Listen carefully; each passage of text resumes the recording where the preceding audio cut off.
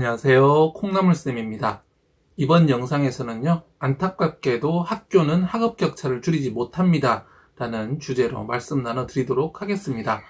제가 지금 학업격차에 관한 영상들을 계속해서 올려드리고 있습니다. 그래서 그런 영상들 보시면서 아무래도 안타깝죠. 학업격차의 앞쪽에 있는 아이들 같으면 좋은 상황이겠지만 이 뒤쪽에서 처져 있는 아이들, 따라오는 아이들 얼마나 힘들까 생각하면 분명히 심각한 문제입니다. 그래서 영상을 보신 분들께서 이런 댓글을 남겨주셨어요. 선생님들의 많은 애정과 노력이 필요하다. 네, 맞습니다. 학교에서는 학업격차를 줄이기 위해서, 학생들을 잘 지도하기 위해서 선생님들의 노력이 필수적이죠. 저는 이렇게 학업격차의 뒤쪽에 있는 아이들을 어떻게 도와줄까 하면서 많은 연구들을 했고요. 그래서 이런 주제로 이야기를 드릴 수 있습니다.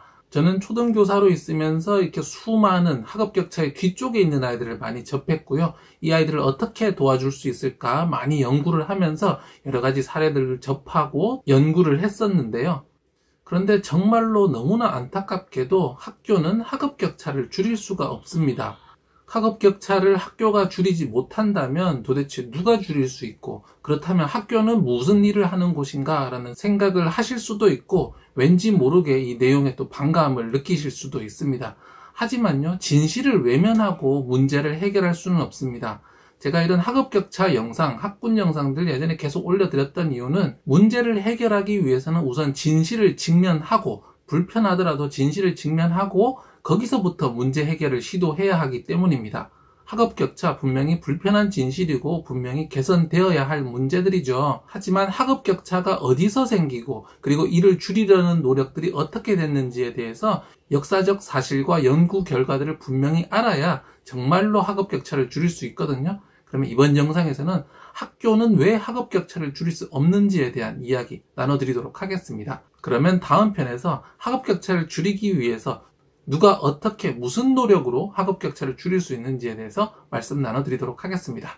관련 영상은요, 아래 설명 누르면 보실 수 있고요. 좋아요와 구독하기, SNS 공유까지 더 좋은 영상을 만드는 데 큰 힘이 됩니다.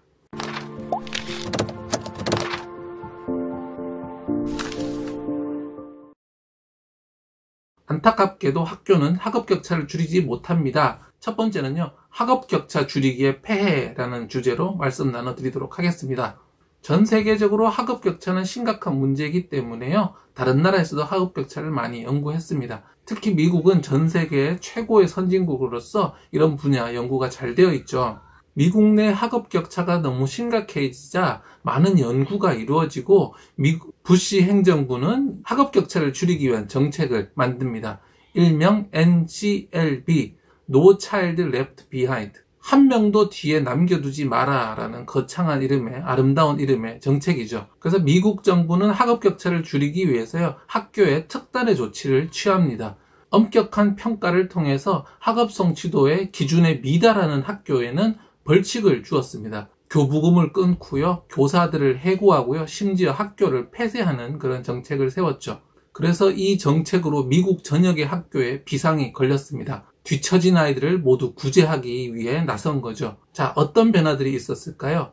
가장 먼저 예체능 과목이 사라집니다. 음악, 미술, 체육 등 성적에 포함되지 않는 과목들은 점차 없어지고요. 읽기와 수학 과목, 이 시간을 늘리기 위해서 나머지 다른 시간을 줄여버린 거죠. 그뿐만이 아닙니다. 쉬는 시간도 없애버리고요. 모든 커리큘럼을 단지 학업 성취도를 높이기 위해 학교가 운영되기 시작합니다. 그럼에도 불구하고 아이들의 학업 성취도가 높아지지 않자 이제 학교에서는 성적 비리가 나타나기 시작하는데요. 시험 문제를 극단적으로 쉽게 내서 성적을 올리는가 하면 심지어 공부 못하는 아이는 시험날 등교하지 못하도록 조치를 하는 그런 일까지 벌어졌습니다. 성적이 안 나오는 학교와 교사는 자르고 없애겠다는 그런 조치가 만들어낸 엄청난 문제들이었죠. 자, 그래서 어떻게 됐을까요?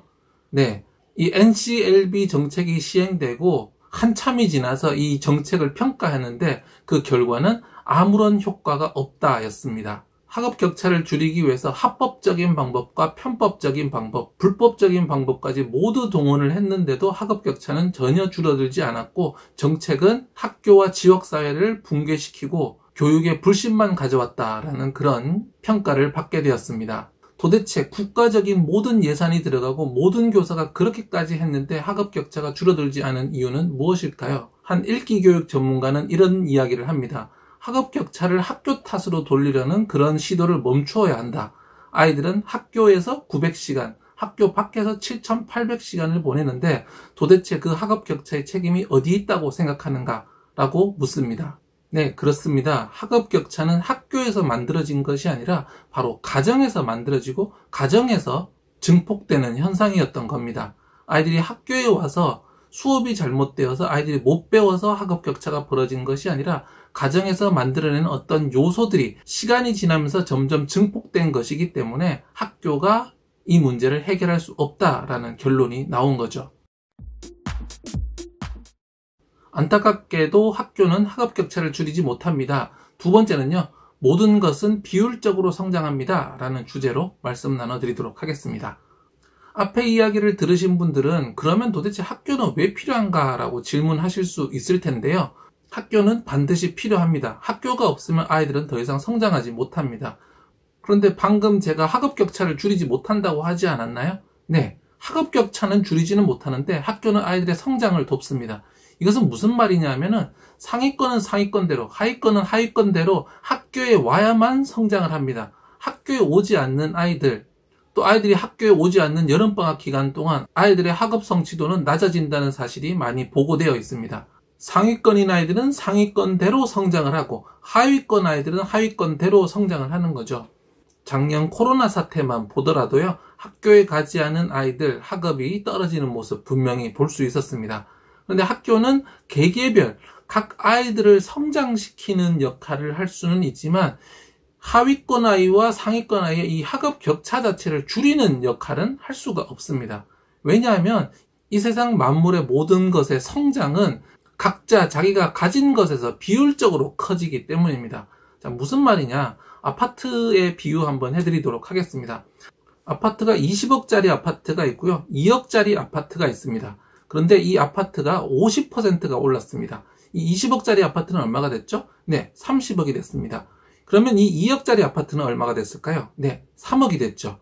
그래서 50%를 성장한다라는 것은 같지만 결국 20억 상태에서 50% 성장한 아파트는 30억이 되는 거고 2억에서 50% 성장한 아파트는 3억이 되는 거죠. 그러면 격차는 2억과 20억, 3억과 30억으로서 10배가 동일합니다. 그리고 성장도 50% 했죠.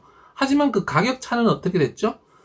2억과 20억일 때는 18억 차이였는데 3억과 30억이 되면 27억 차이가 됩니다. 무슨 말이냐? 이 세상 모든 것은 자기가 가진 현재 상태에서 비율적으로 성장을 하기 때문에 작은 것이 큰 것을 앞서 나가기는 어렵다라는 겁니다. 다시 교육 이야기로 돌아오도록 하겠습니다. 학교는 100점짜리 아이도 30점짜리 아이도 성장을 시킬 수 있는 거죠. 하지만 이 아이들은 성장 속도는 각자가 현재 가지고 있는 자신의 능력, 자신의 역량에 한정됩니다. 10%를 성장을 시킨다면요, 100점인 아이들은 110점이 되는 거고 20점인 아이들은 22점이 되는 겁니다. 실제로 어휘 연구에서 이런 사실들이 그대로 밝혀졌는데요.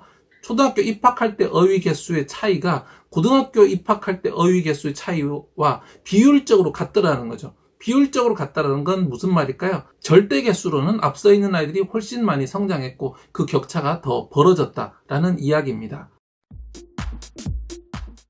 안타깝게도 학교는 학업 격차를 줄이지 못합니다. 네, 오늘 두 가지 말씀드렸습니다. 미국에서 학업 격차를 줄이기 위해서 정책적인 노력들을 했지만 학업 격차를 줄이기는커녕 오히려 문제들만 더 커졌다라는 사실 말씀드렸습니다. 학업 격차를 억지로 줄이려다 보면요, 예체능 시간도 줄이고 쉬는 시간도 줄이고 아이들을 공부하는 기계로 만드는 그런 사태가 올 수 있는 거죠. 그런데 그렇게 하더라도 학업 격차는 줄어들지 않습니다. 왜냐하면 모든 성장은 비율적으로 일어나기 때문입니다. 이미 100점으로 시작하는 아이는 10% 성장을 하면 10점이 커지는데 20점에서 시작하는 아이는 10%가 커지더라도 2점밖에 커지지 않습니다. 비율적으로는 유지가 될지 모르겠지만 그 절대 점수에서는 그 차이가 점점 더 벌어질 수밖에 없습니다. 그렇다면 이런 질문을 던지셔야 되겠죠. 그러면 입학할 때 순위와 고등학교 졸업할 때 순위가 완전히 동일한가? 네, 당연히 그렇지 않습니다. 역전은 분명히 가능합니다. 제가 드리는 말씀은 모두가 같은 조건에서 같은 수업을 듣는 학교라는 공간에서는 역전이 일어날 수 없다는 겁니다. 이 역전이 일어날 수 있는 공간은 바로 가정인데요. 다음 영상에서 어떻게 하면 가정에서 이 역전을 이루어낼 수 있는지 자세히 설명드리도록 하겠습니다. 좋아요와 구독하기, SNS 공유까지 더 좋은 영상을 만드는 데 큰 힘이 됩니다. 감사합니다.